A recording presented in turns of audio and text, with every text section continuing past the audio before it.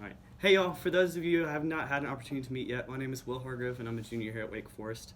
After 3 years of an incredible experience on Wake student government, I decided to take my public service to the next step and running for your Speaker of the House candidate.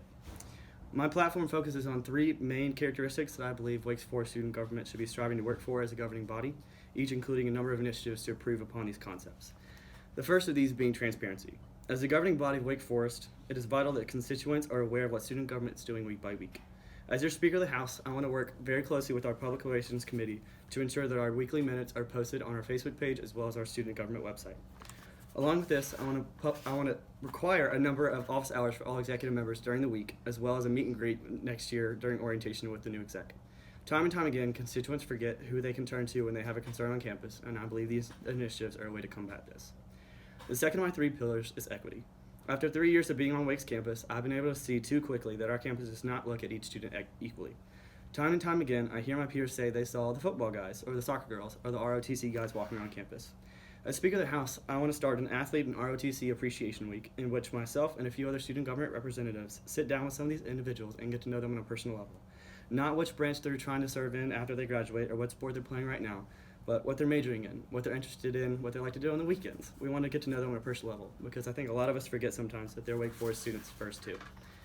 Along similar lines, on a number of occasions I've heard expressed concerns about particular international students coming into conflict with administrative bodies such as Res Life and Housing regarding particular traditional customs that the school would not permit. For example, in Chinese culture, preparing hot water for a meal in kettles is a very common activity, and as it stands, Res Life does not permit for such action. If I'm elected, I want to work closely with bodies such as these to develop a plan that will allow for unique customs to be freely expressed without the evasion of administrative regulation. The final subsection of my platform focuses on unity.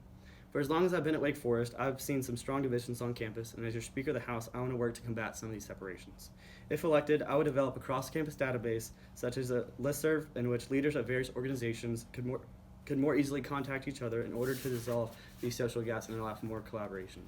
Likewise, as someone who's been involved in Greek life since my freshman year, it's no question that some administrators are not in full support of the Greek system and how it operates today. If elected, I want to work alongside IFC and those administrators involved in fraternity and sorority life to really dissect where the problems are coming from and how we most possibly can combat these issues while still allowing students to involve themselves in such great communities on Wake Forest campus.